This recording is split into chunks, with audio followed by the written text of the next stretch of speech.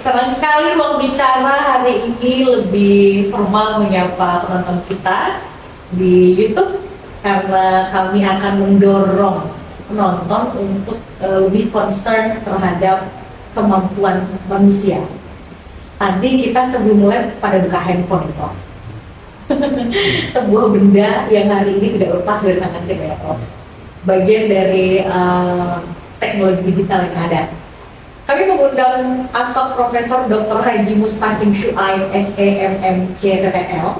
Dia merupakan Rektor Institut Teknologi Sains Meranti yang yang kemudian berekspansi dari Selat Panjang ke Kota Batam. Kabarnya ini adalah angkatan pertama nantinya yang akan diwisudakan baru move ke Batam ya Profesor ya. Nah, karena ini yang mau diwisuda ini berapa ini Prof? Berapa prodi? Ada 3 prodi. Apa ini Prof? Prodi informatika, ilmu pertanian dan peternakan. Cakep Prof. Karena ilmu pertanian dan peternakan di tengah kita semua sedang concern-concernnya ke teknologi digital, artificial intelligence. Iya, awalnya pendiri daripada ITS Meranti ini adalah sosok seorang petani. Latar belakangnya di bidang pertanian, sehingga mereka mengusulkan ke Direktur Pendidikan Tinggi untuk mendapatkan program studi yang memang hubungannya dengan agro, baik itu pertanian maupun di bidang perikanan atau peternakan. Namun yang diberikan hanya 3 prodi di bidang informatika, ilmu pertanian dan peternakan. Sehingga itu yang diberikan oleh Dirjen Pendidikan Tinggi. Apa karena Meranti itu kan daerahnya tidak seperti Batam ya Prof? Ya. Itu juga bagian dari ngedorong sehingga lahirlah prodi 2 yang mengagetkan tadi Bro. Ya, karena memang ketertarikan daripada Kepulauan Meranti yang awalnya menjadi bagian daripada Bengkalis, Kabupaten Bengkalis, itu memang sejatinya pertanian dan peternakan itu adalah poin yang memang menarik di bidang itu. Ya, kan ini juga Prof. Di 2013 lalu, ketika di luar dari daratan Eropa, pada fokus ke digitalisasi, para sarjana mereka malah fokus ke PTN peternakan. Itu jadi 2013. Makanya kalau ada isu-isu global warming dan isu-isu apa nih Prof? Yang beredar atau konspirasi yang beredar, saya rasa mereka sudah memulai Eropa atau nggak ya Prof ya? Sudah memulai sejak tahun 2013 lalu ya, selamatlah mereka ini ya Prof ya. Nah makanya agak sedikit kaget ketika peternakan dan pertanian Prof bawa ketiga prodi ini ke Batam ya, begitu kan? Iya betul. Dengan tanah kita di Batam aja udah beda gitu kan Prof ya. Ini warnanya kuning, pasti ada apa ya? Strategi-strategi khusus dan bagaimana Prof melihat kenapa marketnya hari ini Batam? Iya, karena saya berpikir kampus ITSM ini saya berencana akan bawa ke Batam, memang akan saya kembangkan ke depannya. Di samping ada pertanian dan peternakan, saya akan kembangkan juga dunia bisnis dan dunia digital. Rencana ada 2 program studi yang mau saya ajukan lagi, yaitu hukum bisnis dan manajemen bisnis peternakan. Jadi sehingga dari 3 prodi menjadi, insya Allah kedepannya akan menjadi 5 program studi. Dengan 3 tambahan tadi. Dengan 3 yang ada ditambah dengan 2. Ya. Adapun pertanian dan peternakan ini adalah cikal bakal menjadi program studi yang satu-satunya yang ada di Provinsi Kepri. Ya. Jadi pertanian dan peternakan adalah membuka wacana kita bahwa satu-satunya program studi pertanian dan peternakan hanya ada di ITSN. Jangan-jangan setelah ini kita punya ide baru nih Prof, buka prodi kelautan. Kelautan dan perikanan bisa jadi. Iya kan Prof ya. Tapi ngomong-ngomong soal Kepri Prof, SDM yang Profesor lihat itu seperti apa? Provinsi Kepulauan Riau adalah daratan hanya 4%, selebihnya lautan. Selebihnya 4-96% adalah lautan. Kita melihat dari situ memang dunia sumber daya Indonesia di bidang itu memang sudah memiliki kemampuan yang bisa diandalkan. Karena beberapa kampus yang ada khususnya di Kota Batam, kita tidak perlu melihat dulu kabupaten lain seperti Kota Tanjung Pinang. Batam adalah kota yang paling maju, yang paling pesat dan memiliki SDM yang mumpuni luar biasa di bidangnya masing-masing, baik itu sumber daya manusia, sumber daya alam, sumber daya energi, dan sumber daya kelautan. Dan Batam saya lihat lebih majemuk, lebih ramai di bidang itu semua. Sehingga saya yakin bahwa pengembangan sumber daya manusia yang ada di Kota Batam itu sangat-sangat berkembang di bidangnya masing-masing. Apalagi dengan adanya beberapa perguruan tinggi yang ada di Kota Batam, ada beberapa universitas yang sudah ada di Kota Batam, ada beberapa institut, ada beberapa politeknik, ada beberapa akademi sudah berkembang ya.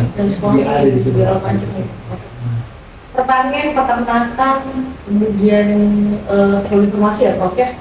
Satu lagi tadi teknologi informasi. Dia ada 3 kan Prof ya? 3. Dan 2-nya akan kita kembangkan ke depannya. Iya. Nah, Nusantara juga Prof. Yang pertama tadi pertanian, yang kedua peternakan, dan ketiga teknologi informasi. 2 ini tidak populer.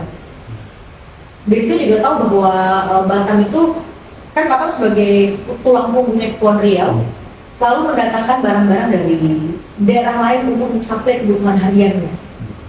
Nah, apakah dengan 2 prodi tadi nih Prof mampu sedikit mendongkrak kebutuhan Batam yang selalu kita terima dulu, request dari luar dulu? Jadi khusus di bidang pertanian kita pernah mendengar bahwa pengembangan pertanian khususnya di Kota Batam memang mereka selalu menerima supply dari daerah lain. Akan tetapi muncul wacana, muncul ide yang sekarang sudah berkembang malah bahwa pengembangan pertanian yang ada di Kota Batam sangat pesat, bukan sangat pesat, bertumbuh gitu. Khususnya yang ada di daerah Tiban ada poliget itu. Nah, poliget itu pertanian di sayur mayur, konsep perkotaan pertanian sayur mayur dan lain sebagainya itu berkembang di Kota Batam. Itu salah satu hal yang bisa membuat saya tertarik sehingga prodi pertanian ini akan saya kembangkan dengan sebaik-baiknya, khususnya pertanian gitu.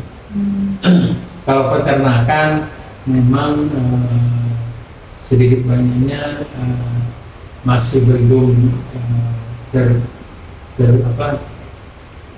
tersosialisasi.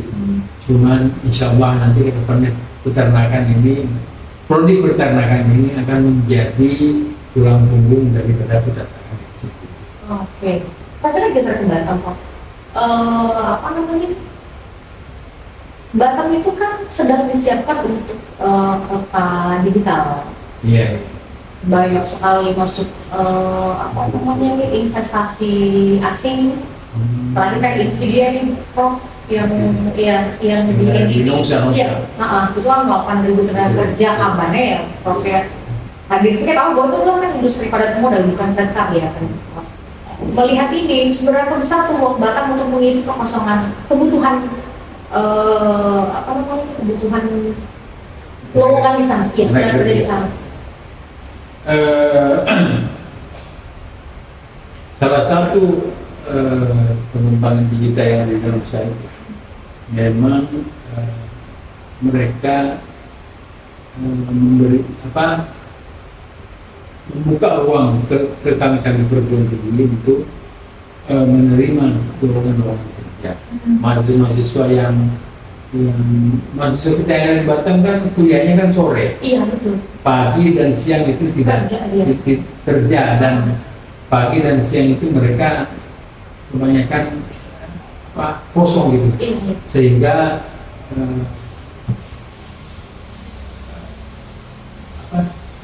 pelaku usaha yang ada di Indonesia itu datang ke kami dan menawarkan meminta agar merekrut mahasiswa yang memang tidak bekerja di fresh graduate yang memang belum memiliki pekerjaan di luar daripada perkuliahan, sehingga kami banyak memberikan mahasiswa kami di sana bekerja di sana sampai tahun ini juga masih ada yang bekerja di sana. Iya, ada yang bekerja di sana. Oke, tapi itu yang untuk informatika ya Prof? Yang di bidang informatika maupun di bidang-bidang lain, di bidang manajemen juga ada, di bidang industri juga ada, di bidang bahkan di bidang kesehatan pun ada. Karena mereka bidangnya tidak melihat ini latar belakang. Iya. Dia melihat kemampuan daripada manusia itu bisa kita arahkan dan bisa meskipun tidak selinear dengan background pendidikannya. Ya, betul. Strata kesarjanaan. Yang penting mereka strata, kesarjanaan, latar belakang dan dilihat oleh mereka, sehingga mereka merekrut, mengambil dan mempekerjakan mereka di bidang yang tadi yang Prof bilang itu ya. Di bidang itu sih. Oke Prof. Artinya SDM Batam ini kan ngambil dari kampus ya profesor juga nih mereka para investor ini terlalu picky ya Pak, terlalu pemilih untuk masuk bekerja atau bagaimana Prof? Soalnya tidak bidangnya pun mereka terima, yang penting kerja bahasa gitu ya Prof. Betul. Karena pekerjaan yang ada di sana memang bukan pekerjaan yang inti, bukan pekerjaan yang spesial. Ada pun pekerjaan spesial yang memang yang sudah direkrut yang sesuai dengan bidangnya. Kalaupun yang ini itu hanya mereka direkrut di bidang umum secara general, sehingga adik mahasiswa juga banyak yang setelah selesai perkuliahan lanjut bekerja di sana. Setelah itu ada juga yang tidak. Prof melihat generasi hari ini dengan tantangan kerjanya, itu banyak usaha-usaha produktif yang ada sedang nyari kerja, ada yang nganggur kan Prof ya, ada yang ngomong susah dapat kerja, ada yang gampang-gampang aja dapat kerja. Apa yang salah, apa yang perlu diperbaiki? Kalau saya melihat dunia kerja di daerah Batam ini, Batam itu memang dunia kerjanya sangat komunitif sekali, sangat fleksibel sekali dan sangat artinya begini, para pelaku usaha mendapatkan pekerjaan tenaga kerja yang ada itu kebanyakan dari luar. Iya. Mereka yang mendapatkan pekerjaan secara spesifik dari luar. Tapi kalau pekerjaan hanya biasa-biasa saja, seadanya saja, mungkin bisa ada yang lebih ke Batam. Di luar daripada konteks latar belakang mereka, gitu. Sehingga anak-anak kita yang sudah tamat SMA itu bisa langsung melakukan pekerjaan walaupun tidak sesuai dengan bidangnya. Yang penting mereka punya tenaga, punya pikiran, punya intuisi, dan punya kemampuan untuk berkembang ke depan. Sehingga itu yang membuat pelaku usaha tidak sulit untuk mendapatkan tenaga kerja yang ada. Tapi dinamika hari ini kan Prof, ini kabar netizen di sosial media ya Prof. Generasi Z-nya atau fresh graduate yang memilih pekerjaan, sementara milenialnya kena mentok di umur, tapi punya skill yang bagus, pengalaman kerja yang bagus. Ini kan apa? Yang satu terlalu muda, tapi pilih-pilih pekerjaan. Prof melihat dua mata pisau ini seperti apa? Saya melihatnya anak-anak kita yang fresh graduate itu kalau bisa didikan dulu lah. Mereka kebanyakan tamat SMA langsung kerja dulu. Setelah mereka kerja setahun 2 tahun, barulah mereka berpikir bagaimana cara pengembangan diri. Pengembangan diri mereka dengan mulai masuklah punya pendidikan yang memang tidak mengganggu dunia kerja gitu. Sehingga ada kita di sini dunia pendidikannya sangat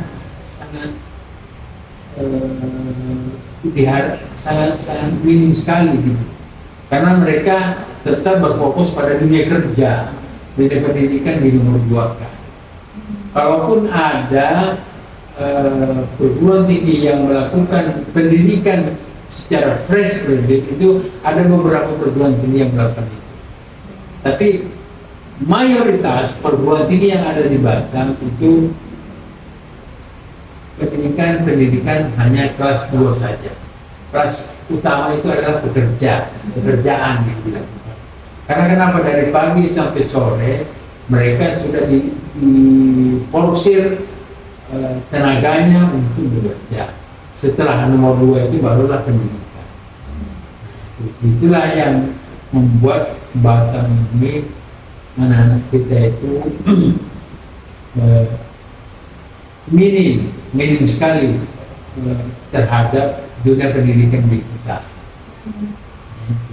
Sebenarnya pendidikan digital versi profesor itu kayak apa? Ya, pendidikan digital itu memang harus dimulai dari fresh graduate, dari SMA, tamat SMA langsung kuliah gitu. Nah, setelah kuliah tidak diganggu dengan pekerjaan, barulah itu yang menjadi pendidikan yang memang betul-betul mengarah fokus kepada pendidikan. Dan itu sangat sedikit sekali pendidikan perguruan tinggi yang melakukan itu di Batam. Mayoritas pendidikan yang ada di Batam itu adalah pendidikan di nomor 2 kan adalah pendidikan. Yang di nomor 1 kan adalah bekerja dari pagi sampai sore. Sore sampai malam itu adalah pendidikan tinggi. Masalah uang juga ini Prof. Karena kan kita ada yang generasi sandwich, ada yang mereka mengumpulkan uang dulu untuk harus bisa kuliah. Betul. Sementara ada juga kebutuhan hidup yang harus mereka tanggung juga, Prof. Pada akhirnya mereka nomor 2-kan pendidikan dan lain-lain ikut kelas kerja malam kan, kelas malam kerja gitu kan, Prof. Nah ini Profesor melihatnya semacam ada apa ya? Bagian terstruktur nggak dalam membangun SDM Batam sehingga meletakkan pendidikan itu nomor 2 kayak yang Profesor bilang kan? Iya, memang Batam itu awalnya memang dunia kerja di sini.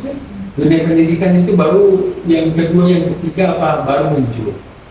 Nah, sehingga budaya yang ada di Batam itu bahwa dunia kerja yang diutamakan, bukan dunia pendidikan.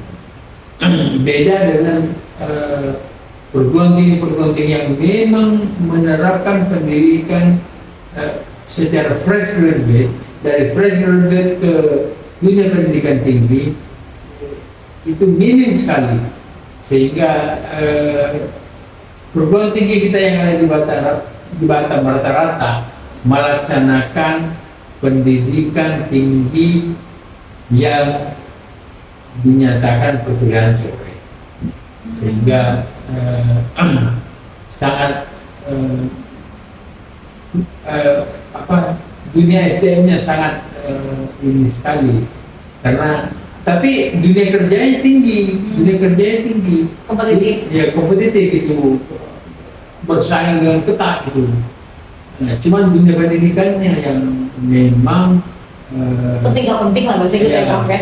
ya sangat tidak penting lah, tidak penting lah, yang penting mereka punya Title.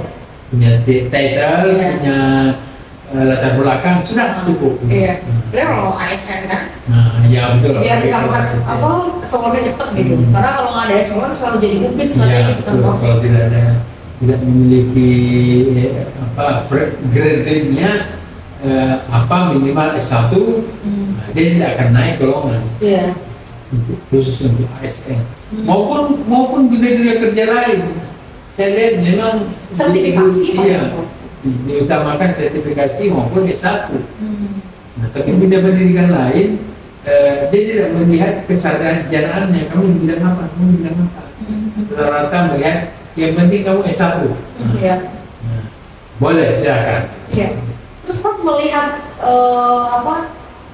belakangan kan memang sekolah vokasi sedang didorong oleh pemerintah provinsi dan agar angkatan kerjanya siap kerja. Bagaimana Prof melihatnya?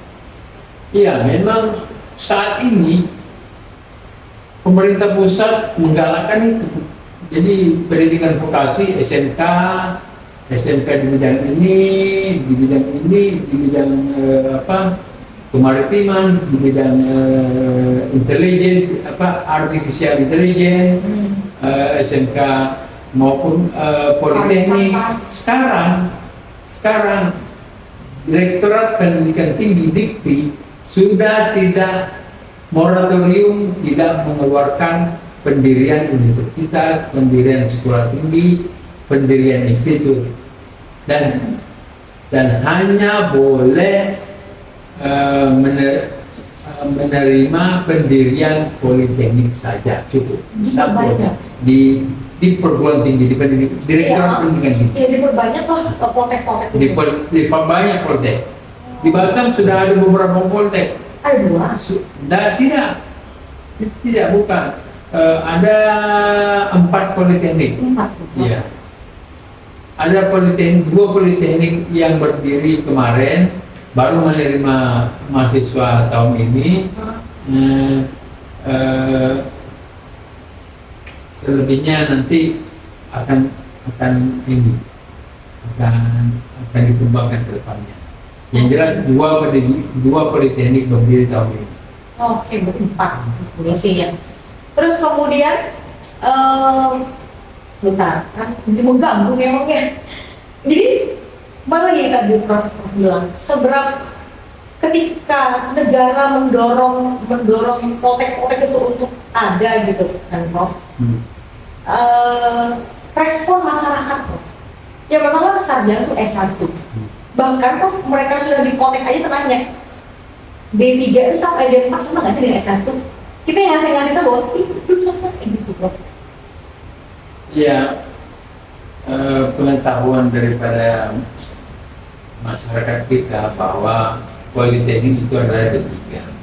Padahal politeknik itu juga bisa menerapkan D4, yang mana D4 itu sejajar dengan program sarjana. Sehingga beberapa politeknik yang berdiri ini lebih banyak mengambil D4. Iya. Sehingga mereka penyelesaian perkuliahannya nanti menjadi sarjana terapan. Iya. STR ya. Oke. STR. Sarjana terapan. Oke. Lalu Prof, kalau misalnya institut ini levelnya pada bagian mana, Prof?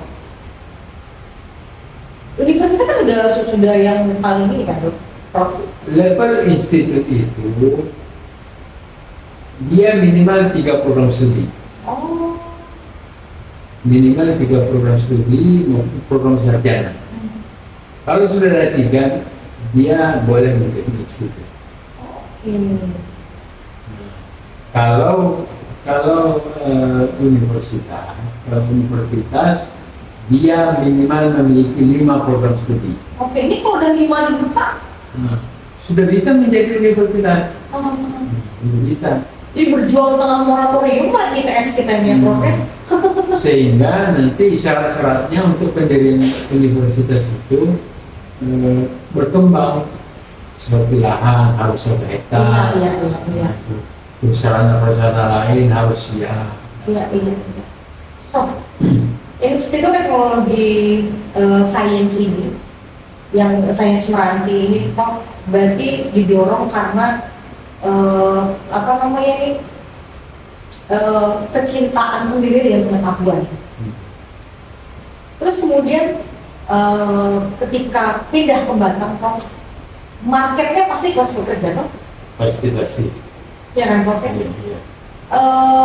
Ada spesial nggak? Apa yang berbeda? Kenapa orang harus memilih ITS Meranti? Ya, karena ITS Meranti adalah bagian daripada pengembangan pendidikan di bidang pendidikan tinggi. Terus kita berharap masyarakat Batam bisa berkuliah di ITS Meranti untuk menambah wawasan, menambah pengetahuan, minimal untuk membantu pencapaian jenjang-jenjang daripada pekerja-pekerja yang ada di Kota Batam. Memang kita berharap mahasiswa kita nanti di sini lebih banyak dari mahasiswa pekerja. Karena perkuliahannya pun kita terapkan perkuliahan online maupun offline. Tapi perkuliahannya pun kita mulai dengan perkuliahan Kamis Jumat Sabtu. Jadi kita tidak akan mengganggu pekerja-pekerja mereka. Kita mendorong agar mereka tetap lanjut bekerja di luar daripada pendidikan. Oke. Nah terus kemudian, Prof, kalau dari segi harga sesuai kantong warga Batam nggak nih, Prof? Sesuai kantong warga Batam. Kita di ITSM ini tidak menerapkan uang pembangunan. Kalau di kampus lain kan uang pembangunannya 2 juta, uang pembangunannya ada 4 juta, uang pembangunannya ada sekian juta. Kita tidak menerapkan uang pembangunan, hanya menerapkan uang perkuliahan setiap bulan. Bukan setiap semester ya, Prof, setiap bulan. Boleh dibayar per semester atau dibayar per bulan. Lebih ringan. Kita fleksibel. Iya. Kita menerapkan setiap bulan perkuliahan di ITS ini. Prof, kan kalau dilihat di Batam itu kita tidak sebegitu menangkap bisnis substitusinya dari keberadaan banyaknya perusahaan-perusahaan asing di Batam. Yang saya pikir, Prof, peternakan ini adalah jawaban dari bisnis substitusinya. Karena kan itu akan banyak mahasiswa yang datang dan pergi, yang butuh makan, terus kemudian iya kan, Prof, kemudian pertanian modern kan banyak juga banyak itu modifikasi padi yang ditanam di alat perkotaan begitu kan, Prof. Ini semoga bisa dapat mendorong masyarakat untuk berpikir mengambil dua prodi ini ya, Prof. Sejujurnya saya ini nggak tahu ya, Prof, ya, sejak belakangan perang bioteknologi ini, Prof. Saya malah kepikiran buat kembali ke nenek moyang, Prof, beternak dan bertani. Nggak harus keluar kota, tuh. Tapi dunia pertanian kita ini kita akan memulai mencoba menerapkan dengan pertanian modern. Artinya tidak mesti orang petani sarjana peternakan itu harus turun ke sawah. Iya.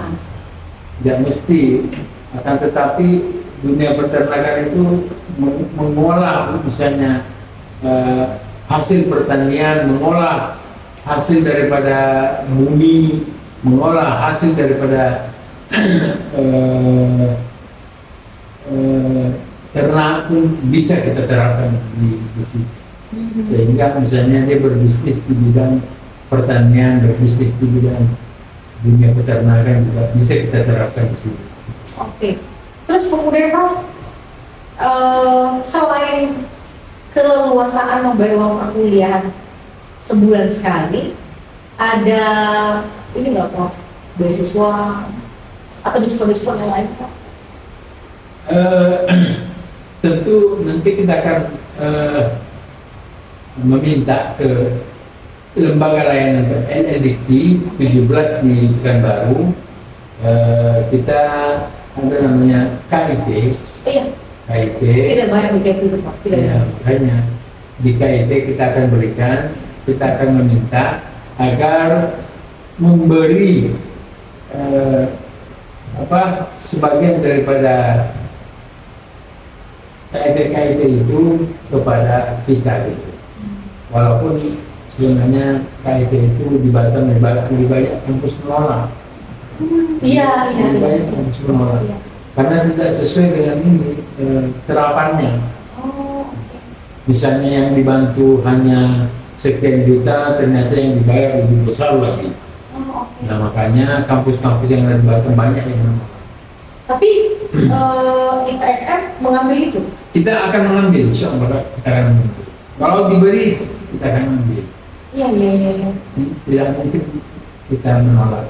ITSM punya ini nggak sih Prof, kayak RPL gitu?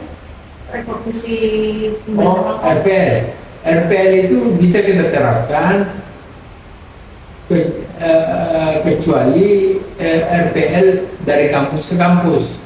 Kalau RPL dari luar kampus, kita belum bisa menerapkan. Kalau RPL dari kampus ke kampus, bisa kita terapkan. Jika RPL juga namanya. Bisa kita terapkan, pindah dari kampus ke kampus lain. Ya. Bisa kita terapkan. Lintas instansi kampus Jadi bisa ya? instansi belum bisa. Atau mungkin di konversi pengalaman kerjanya Iya, bisa ya Prof ya? Belum. Oke. Bisa kita terapkan. Ini untuk pertama kali kan Batam dibuka bulan berapa Prof? Kita mulai insya Allah nanti September kita sudah mulai perkuliahannya. Oh itu sudah daftar?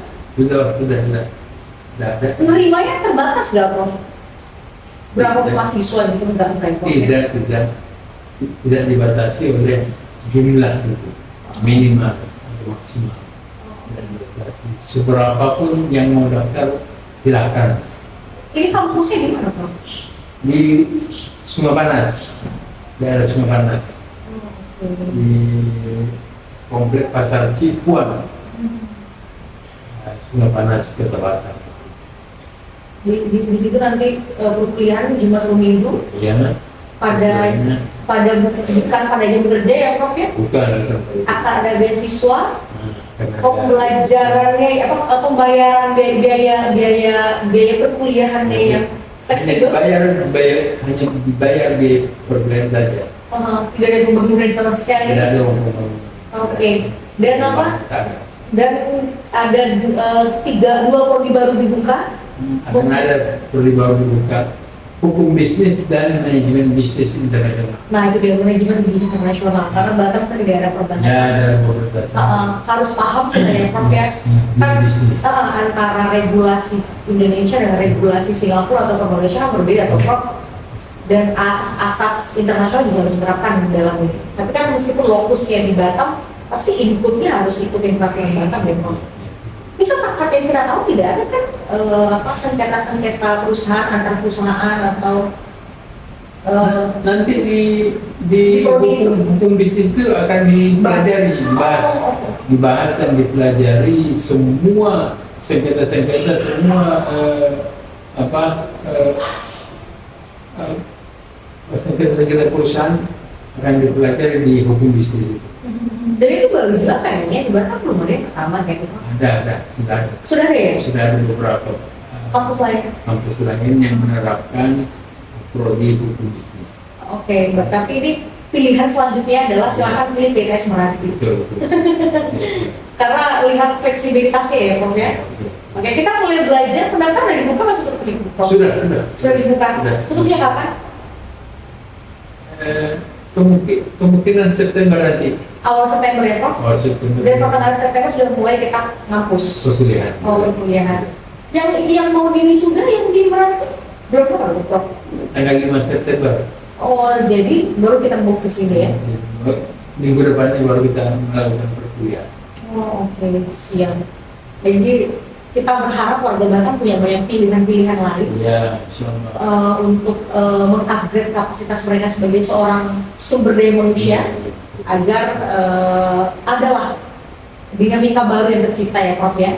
Ya, artinya kita semua harus menjajal AI dan digitalisasi atau industri-industri padat karya ya, Prof ya. Nah, 5 prodi di ITS Meranti ini mampu menjadi pemain baru, tapi yang melahirkan SDM yang kompeten, ngebantu pemerintah unggul gitu kan, Prof ya. Baik Prof, karena kita juga udah di ujung perjumpaan nih, Prof ya.